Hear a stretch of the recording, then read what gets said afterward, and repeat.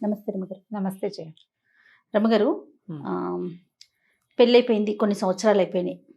ఏమనిపిస్తుంది అంటే, ఎప్పుడు లేవటం, వండుకోవటం, తినడం, పడుకోవటం, ఇంతేనా నా జీవితం అని ఒకలాంటి విసుగు అనిపిస్తుందండి. దానిలోంచి ఎలా బయటపడాలి? అది ఒక్కొక్కసారి తీవ్ర స్థాయిలోకి వెళ్ళిపోతుంది. ఇప్పుడు మనం ఉన్నాం, పొద్దున్నే రావటం, కూర్చోవటం, చేయటం, మళ్ళీ వెళ్ళటం, ఇదేనా? ఏదన్నా కొంచెం బ్రేక్ చేయాలి, ఎక్కడికైనా వెళ్ళిపోవాలి, ఎవరితో మాట్లాడకూడదు. నాకైతే ఫోన్ స్విచ్ ఆఫ్ చేసేయాలనిపిస్తుంది రామ్గారు. అట్లా కనీసం ఒక 2-3 రోజులన్నా అట్లా అయిపోతే బాగుండా అనిపిస్తుంది. కానీ ఆదివారం ఒక్కరోజు ఇంట్లో ఉండాలంటే ఎంత ఇబ్బంది అనిపించేస్తుందో. రెండూ ఉంటాయి కదా. జీవితం మొనాటనస్గా ఉంటుంది జయ. ప్రతి ఏజ్లోనూ ఒక్కొక్కసారి అనిపిస్తుంది. కొంచెం మిడిల్ ఏజ్కి వచ్చేసరికి, పెళ్ళయ్యి ఒక 10-12 సంవత్సరాలు అంటే వీళ్ళకి 40s ఇంకా రాకముందే భర్త, పిల్లలు, జీవితం ఏంటంటే కాంజుగల్ లైఫ్లో కొంత స్టాపేజ్, రకరకాల ఇబ్బందులు వచ్చేస్తాయి. భర్తలతోటి అంత బాగా ఉండదు, అంటే కొట్లాటలు ఉండకపోయినా కూడా బాగా కలిసి ఉంటున్నామని అనిపించదు.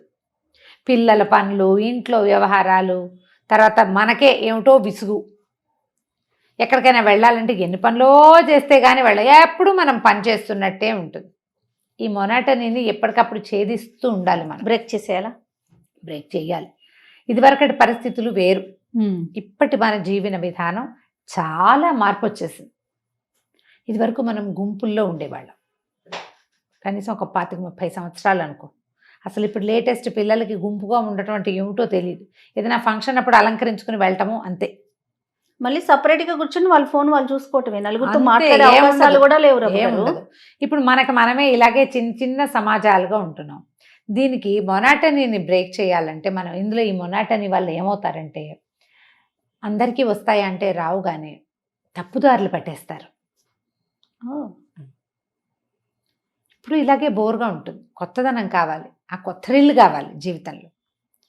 ఈ థ్రిల్ కోసం రకరకాల వ్యవహారాలు ఎంటర్ అవుతాయి. దీంట్లో చక్కగా మంచి ఏమనాలి, ఫోకస్డ్గా అత్యద్భుతమైన విషయాలు చేసి రాసేవాళ్ళు, చదివేవాళ్ళు, పరిగెత్తేవాళ్ళు, కొత్త కొత్తవి నేర్చుకుని వాటిని ఇది చేసేవాళ్ళు, ఫ్లరిస్ట్గా అయ్యేవాళ్ళు ఉంటారు.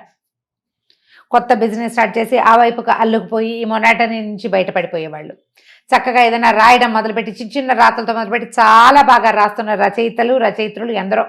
ఈ మొనాటనీ మగవాళ్ళకు కూడా వస్తుంది, వాళ్ళని పక్కన పెడతాం, మనం ఆడవాళ్ళ గురించే మాట్లాడతాం. తర్వాత కొత్తవి నేర్చుకోవటం, ఎక్కడికైనా వెళ్తూ ఉండటం, మనం ఏదైనా చూసి వచ్చాం దాని మీద కూడా రాయటం, సినిమా చూసాం దాని మీద రాయటం, అలాంటివి చేసేవాళ్ళు ఉంటారు. ఇవన్నీ చూడు మన జీవితంలో ముందుకెళ్ళటానికి. అవును, అవన్నీ మనకి ప్లస్లు అవుతాయి. ఇంకొంతమంది పరాయి మగవాళ్ళతో స్నేహాల్లోకి దిగుతారు, ఫ్రెండ్స్ మధ్య తగాదాలు పెడతారు. మొనాటనీని బ్రేక్ చేయడానికి భర్తతో కాకుండా ఇంకెవరితోటన్నా బయటికి వెళ్ళాలన్న వస్తూ ఉంటుంది. ఫ్యామిలీ విచ్ఛిన్నమైపోతుంది. ఈ మొనాటనస్గా ఉండటం వల్ల ఎప్పుడు అవే మొహాలు, అదే కాస్త కొత్తదనం ఎక్కడైనా కనపడితే అటువైపు ఆకర్షితులైపోతాం. అది చెడు కావచ్చు అప్పుడప్పుడు. ఇదొక సమస్య. ఇంకొంతమంది డిప్రెషన్కి లోనైపోతారు. ఈ మూడో కేటగిరీ, నేను ఇంతకుముందు చెప్పిన కేటగిరీలో అందరూ ఉంటారని నేను అన్ను. కొంతమంది వెళ్ళేందుకు అవకాశం ఉంది. ఫోన్లలో ఎవరితోటైనా చాట్ చేస్తూ ఉండటం, ఎవరితోటో మాట్లాడటం, అంతే. అంటే తమ టైంని వేరే చోట ఎంగేజ్ చేసుకుంటారు. ఈ బోర్డమ్ అవ్వచ్చు, చెడు అవ్వచ్చు. ఈ బోర్డమ్ని జయించటానికి. రైట్. తర్వాత డిప్రెషన్కి లోనైపోయేవాళ్ళు, అనారోగ్యాలకి లోనైపోయేవాళ్ళు. తద్వారా ఏమవుతుందంటే ఫ్యామిలీ నుంచి చెడిపోతారు. డిప్రెస్డ్గా ఉన్నా ఫ్యామిలీతో సెపరేషన్ వచ్చేస్తుంది. అవును.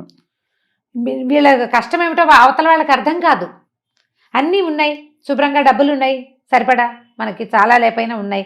సో ఇలా ముచ్చాలాగా పిల్లలు ఉన్నారు, అమ్మ నాన్న ఉన్నారు, భర్త బాగానే ఉంటాడు, అతనికి ఏం హ్యాబిట్స్ లేవు, బాగానే ఉంటాడు, సంసారం అడుగు. ఎందుకు ఈ అమ్మాయి డిప్రెషన్గా ఉంది, ఇంత డిప్రెసివ్గా ఎందుకు అయిపోతుంది అర్థం కాదు. లోన్లీనెస్, మొనాటనీ నిన్ను అలా చేస్తున్నాయనే విషయం అవతల వాళ్ళకి అర్థమే కాదు. నాకు డిప్రెషన్ అమ్మా అని చెప్పేవాళ్ళని నేను ఎంతమందిని వింటూ ఉంటానో జయ. డిప్రెస్డ్గా ఉంటుంది అంటే మనం ఏంటంటే మనకున్న ఈ పరిస్థితుల్ని బీట్ చేయటం రాదు, దాటి వెళ్ళటం రాదు, దాటితే తప్పేమో అని అనిపిస్తుంది, స్వతంత్రించలేకపోతారు. నాకు విసుగ్గా ఉంది, నేను ఏదైనా చేస్తానంటే రెండో వాళ్ళు దాన్ని సమర్థించరు, ఒప్పుకోరు. వాళ్ళతోటి కూడా ఒకవేళ మిగిలిన విషయాల్లో బాగానే ఉంటారు. ఇలా ఈమెకు వస్తున్న ఈ విసుగుని, ఈ చికాకుని వాళ్ళు అర్థం చేసుకోలేరు. డిప్రెషన్ క్రమంగా అనారోగ్యానికి దారితీస్తుంది. ఈ మొయ్యలేని బరువు అయిపోతుంది జీవితం. మోకాళ్ళ నొప్పులు వచ్చేస్తాయి తొందరగా, మెనపాజల్ ఇష్యూస్ వచ్చేస్తాయి తొందరగా. ఎంతసేపు ఇంకొంతమందికి ఖాళీగా ఉండి ఉండి భర్తల మీద అనుమానాలు వస్తూ ఉంటాయి. మనకేం పని లేదు, ఎంతసేపు వాళ్ళ మీదే దృష్టి, పిల్లల మీదే దృష్టి, భయాలు వస్తాయి. వాళ్ళకి ఏదైనా అయిపోతుందేమో, వీళ్ళకి ఏదైనా అయిపోతుందేమో, అమ్మా నాన్న ఏదైనా అయిపోతారేమో, మరణాలు. అక్కడి నుంచి కొంతమంది టీవీ న్యూస్లు తెగ చూసేస్తుంటారు. అవునండి, న్యూస్లు చూసి భయం. ఎలా జయించాలి రమ్మగారు మరి? మొనాటనీని జయించాలంటే ముందు మిమ్మల్ని మీరు జయించాలి. నేను మొన్న చేసిన వీడియోలో నేను చెప్పలేదు అదే, నాకు కూడా అలాగే ఉంటుంది. దాని నుంచి ఎవ్వరూ తప్పించుకోలేరమ్మా. ఇది అందరికీ ఉండేది. బాగా బిజీగా ఉండి రోజస్తమానం పనిచేసి చక్కగా అంటే క్రియేటివ్ పనులు చేసే వాళ్ళకి కూడా మొనాటనీ వస్తుంది. నేను చెప్పట్లా, మంచి అంతే, మంచి సంపాదనలో ఉన్న వాళ్ళకి కూడా మొనాటనీ వస్తుంది. అద్భుతమైన కాంజుగల్, అద్భుతమైన దాంపత్య జీవితం, మంచి సంసార జీవితం ఉన్న వాళ్ళకి వస్తుంది. మొనాటనీ రావటం ఏంటంటే మనకి సమాజం చిన్నదైపోవటం వల్ల వస్తుంది. శరీరంలో హార్మోన్స్లో ఒక చిన్న ఇంబ్యాలెన్స్ ఏర్పడినా కూడా వస్తుంది. ఓకే, విసుగుదల జయించాలంటే మీరు ఏ బంధనాల్లో కట్టుబడి ఉన్నారో వాటిని లూజన్ చేసుకోండి. కొంచెం ఒక చిన్న హౌస్ వైఫ్ అనుకుందాం, మామూలు house wife, middle class family. మీకు సరదా వచ్చే ఏ విషయాన్నైనా తీసుకోండి. అది ఫ్యామిలీని ఇబ్బంది పెట్టకూడదు, మీ సేఫ్టీకి ఇబ్బంది కాకూడదు. కానీ సరదాలని ఒక లిస్ట్ అవుట్ చేయండి సరదాగా, బకెట్ లిస్ట్. చిన్నప్పుడు ఎప్పుడో చేయాలనుకున్నా, మన ఇలాంటి మాటలు చెప్తేనే లంగా ఓణీ వేసుకోవాలని ఉండేది ఆవిడికి. ఓణీలు మొదలుపెట్టిన కొద్ది రోజుల్లోనే పెళ్లి చేసేసారు. అత్తగారు ఓణీలు వేసుకొని ఇవ్వలా, చీరలు కట్టించేశారు. చిన్నప్పటి నుంచి ఎర్లీగానే శారీస్ కట్టుకున్నారు. అసలు ఆకుపచ్చ లంగా, నల్ల ఓణి అవన్నీ సరదాలు ఉండేవి ఆవిడికి. నేను చెప్పేది దానికి ఏముంది, ఇప్పుడు మొహమాటం. పెద్ద పెద్ద వాళ్ళు, యాంకర్లు ప్రతి చోట లంగా ఓణీ జావేలే వేసుకుంటున్నారు. పెళ్లిళ్లలో కూతుళ్ళ ఓణీల ఫంక్షన్లో తల్లులు ఓణీలు వేసుకుంటున్న వాళ్ళు కనపడుతున్నారు ఇప్పుడు. అవును, మొహమాటానికి ఏముంది, ఏదైనా ఫంక్షన్లో వేసేసుకోండి. మా వాళ్ళంతా నవ్వుతుంది, గాడిద గుడ్డు, ఏం పర్వాలా. అద్భుతమైన సెలబ్రిటీల పేర్లు 5-6 కావాలంటే నేను లిస్ట్ ఇప్పుడు చెప్పట్లా. నేను ఇప్పుడు చెప్పను, వాళ్ళ పేరు ఎత్తడం నాకు ఇష్టం లేదు. నేను వాళ్ళని తక్కువ చేయటల్లా. బాగానే ఉంది, నాకు సరదాగానే ఉంది. సరదా పడండి దాని మీద. ఏమిటి ఈ వేషం అనుకోకండి. ఒంటి నిండా బట్టలు ఉన్నాయి కదా, చీర అయితే ఏమిటి, ఓణి అయితే ఏం తేడా? నేను డ్రెస్ వేసుకుంటే అందరు కొంతమంది అడిగారు, మీరు కూడా వేసుకుంటారు, ఏంటి డ్రెస్సులో తప్పు? అదేమన్నా టీషర్టా, అదేమన్నా ప్యాంటా? కాదుగా. అవునండి, చక్కగా ఒంటి నిండా బట్టలుగా ఇక్కడి నుంచి మొదలుపెట్టి చేతులు ఇక్కడ దాకా ఉండి శుభ్రమైన డ్రెస్ ఒంటి నిండా అంటే ప్రోగ్రామ్ ను బట్టి మనం డ్రెస్ ఉంటుంది. ప్రోగ్రామ్ కూడా కాదు, మీ ఇష్టం, అది నా చాయిస్. ఏనాటి మా నాయనమ్మ నాయనమ్మ పోయిందే 86లో. 86లో పోయిన మా నాయనమ్మ 82లో 87లో పోయారు.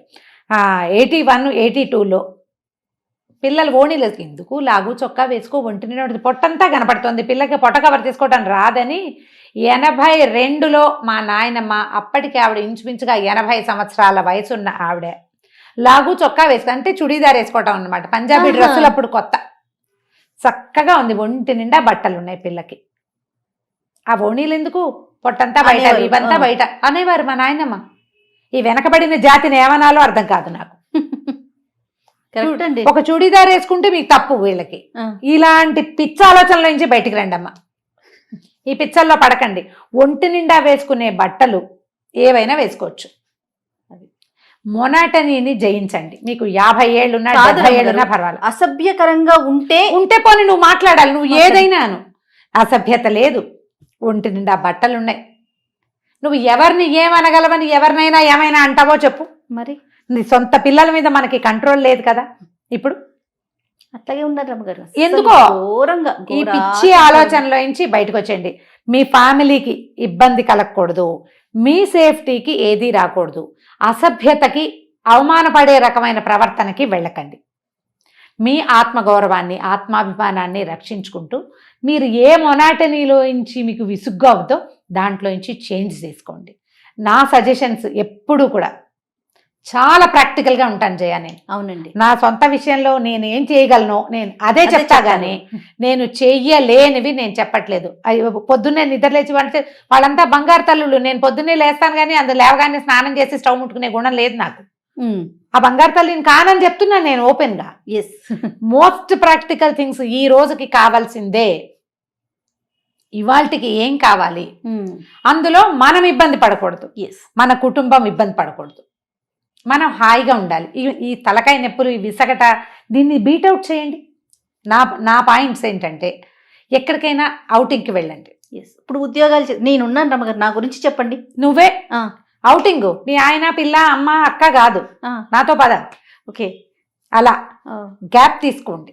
ఫ్రెండ్స్, మన ఫ్రెండ్స్ తోటి ఒక 3-4 కలిసి వెళ్ళొచ్చు కదా. ఒక చిన్న ప్లేస్కి ఎక్కడికైనా వెళ్ళండి. బాధ్యతలు లేని ఒక 2 రోజుల జీవితాన్ని అనుభవించండి.